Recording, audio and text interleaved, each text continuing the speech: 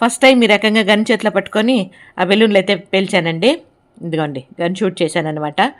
వాళ్ళు ఆ చిన్న చిన్న బుల్లెట్లు లాంటివి ఏదో ఒక 7 ఇచ్చారు. కాకపోతే నేను 5 బెలూన్లు పగలగొట్టేశాను. 2 వేస్ట్ చేశాననమాట. నా అంతకు నేను శభాష్ అనుకున్నాను. అంతే కదండీ! ఇంకా నాతో పాటే కొంతమంది పేల్చారనమాట. అన్ని పేల్చలేకపోయారు.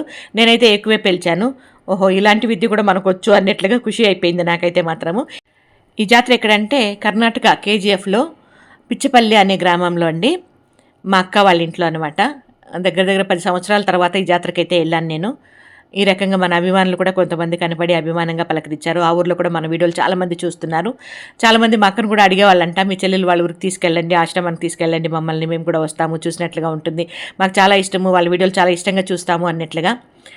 ఇంకా జాతరలో కనపడి ఈ రకంగా మాట్లాడి నాకు ఐస్ క్రీమ్‌లు కూడా కొనిచ్చారనమాట. నాకు దానికే కాదండి, నాతో పాటు ఇంకా దగ్గర దగ్గర 7, 8 మంది ఉన్నారు. అందరికి కూడా ఐస్ క్రీమ్‌లు కొనిచ్చారు.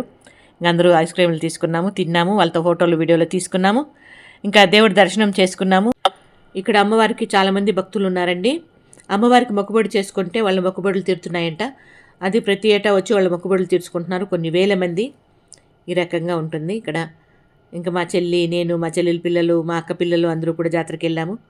ఇంకా ఇదిగోండి ఇక్కడ ఒక అభిమాని, తనతో కూడా మాట్లాడినాము, ఫోటోలు, వీడియోలు తీసుకున్నాము. వాళ్ళ ఇంటికి కూడా ఇన్వైట్ చేశారు. కాకపోతే ఇంటికెళ్ళడానికి కుదరలేదనమాట. ఎందుకంటే అప్పటికే బిజీగా ఉన్నాము. మేము వెళ్ళిందే మధ్యాహ్నం పైన, మళ్ళీ నైట్‌లో ఇంటికొచ్చాము. నైట్‌కి ఇంటికొచ్చేపాటికి 2 గంటల రాత్రి అయిందనుకోండి. ఆ రకంగా రావడానికి లేట్ అయిందనమాట. నా ప్రయాణాలు కూడా అదే విధంగా ఉంటుంది. ఇక్కడ మధ్యాహ్నం భోజనం వరకు ఉండి మన ఆశ్రమంలో మధ్యాహ్నం భోజనాలు వడ్డిచ్చేసి, దాని తర్వాత మేము ఎక్కడైనా బయలుదేరాలంటే బయలుదేరుతున్నాము. ఇది ఈ పూట మన చిన్ని వీడియో.